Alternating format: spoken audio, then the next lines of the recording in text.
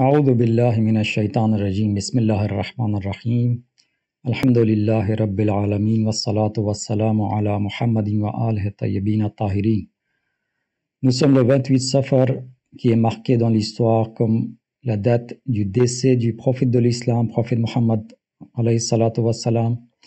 Également la date du martyre de nos deux imams, Imam Hassan al-Mujtaba alayhi salam et Imam Ali ibn Moussa al-Rida alayhi salam. Je remercie Centre islamique de France pour avoir organisé ces 3 soirées et quelques minutes que nous avons à notre disposition chaque soirée, nous aurons une réflexion sur les enseignements du prophète alayhi salatu wassalam et sur la vie de nos deux imams que j'ai cités, qui sont les garants de la mission prophétique après le décès du prophète alayhi salatu wassalam. Le Coran atteste et confirme que le prophète alayhi salatu wassalam est un homme parfait et cette perfection est définie dans ses valeurs morales. Innaka la'ala khuluqin azim. Tu as certes un moral d'excellence, un comportement d'excellence selon les traductions que nous avons.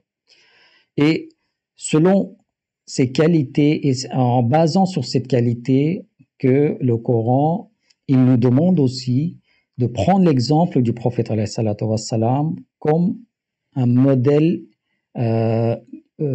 parfait pour vivre dans notre vie quotidienne. لَقَدْ كَانَ لَكُمْ فِي رَسُولِ اللَّهِ أُسْوَةٌ حَسَنَةٌ. Il est le meilleur modèle d'humanité qui existe.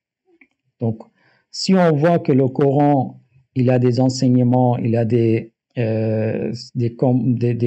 conseils à nous donner, le prophète alayhi salatu wassalam est là pour nous aider comment on met en œuvre ces enseignements coraniques.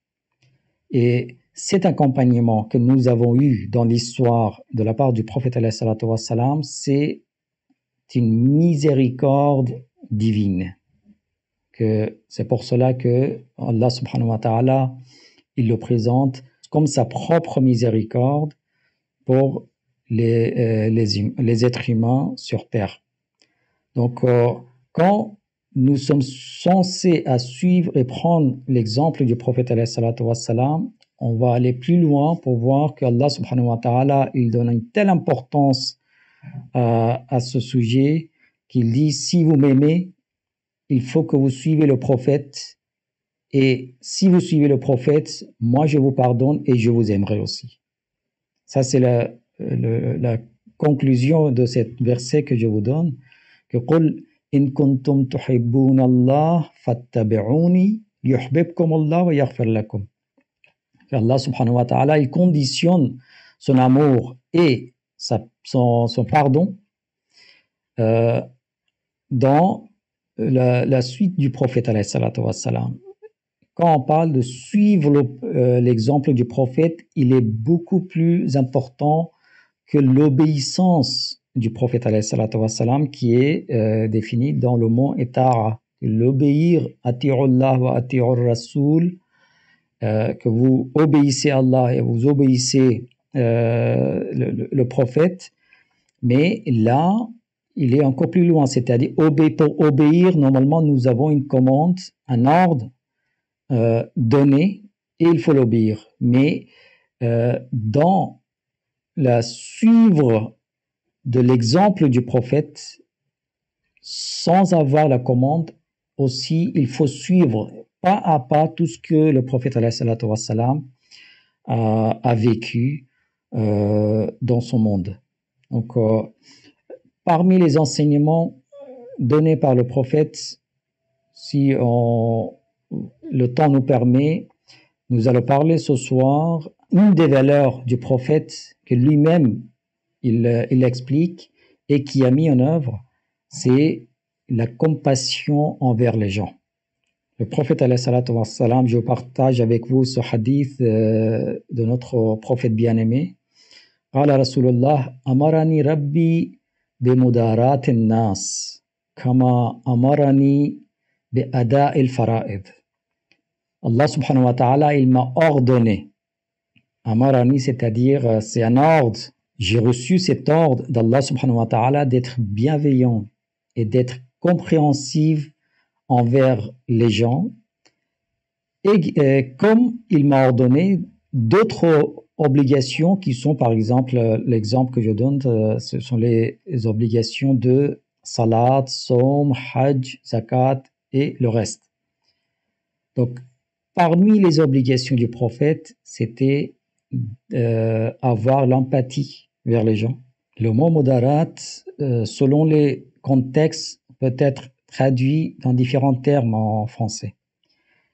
Parfois, c'est la tolérance, c'est-à-dire quand il y a une colère qui est censée être là, donc être tolérant et contrôler la colère dans un but de faire avancer des choses, de corriger des événements, également être compréhensif quand nous sommes en train d'expliquer des choses, nous sommes en train d'enseigner le peuple, donc il faut comprendre leur niveau et il faut prendre en considération de leur capacité.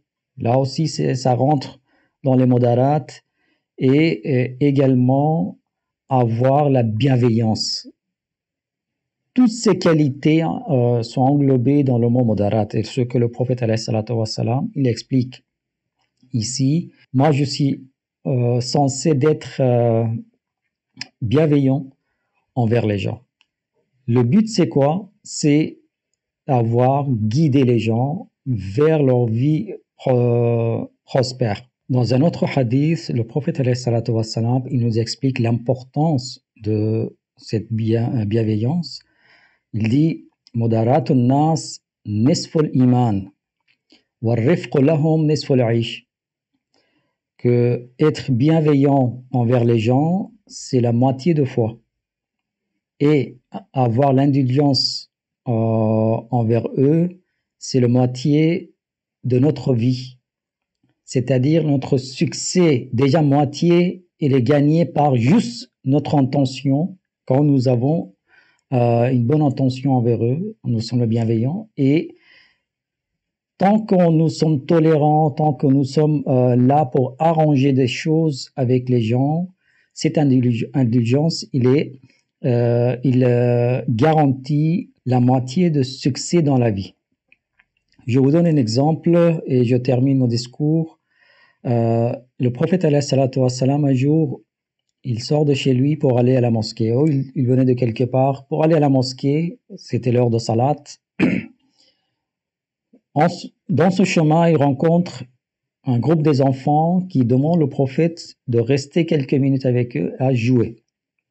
Les enfants, normalement, ils voyaient le prophète jouer avec ses propres petits enfants, Imam Hassan alayhi salam. Donc, les enfants aussi, ils avaient envie que le prophète il joue avec eux aussi.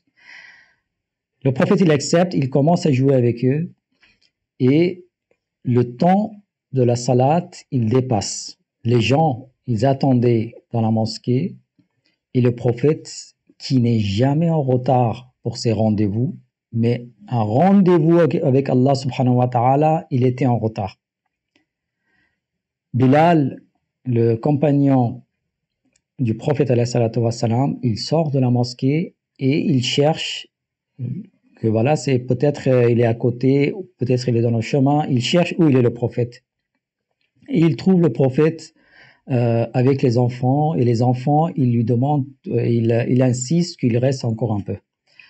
Le prophète, il a une telle sensibilité envers les enfants qu'il n'accepte pas d'aller prier à l'heure, il retarde un petit peu pour que les enfants ne soient pas touchés, ne soient pas offensés.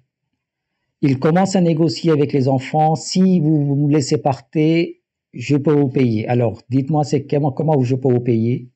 Et les enfants, ils ont à la fin négocié avec quelques dates. Aujourd'hui, le prophète était là, peut-être quelques bonbons. Donc, Bilal a été envoyé pour aller chercher certain nombre de dates qui ont été distribuées parmi les enfants et le prophète a été libéré pour rejoindre tout le monde qui attendait dans la mosquée pour avoir accompli la prière en congrégation.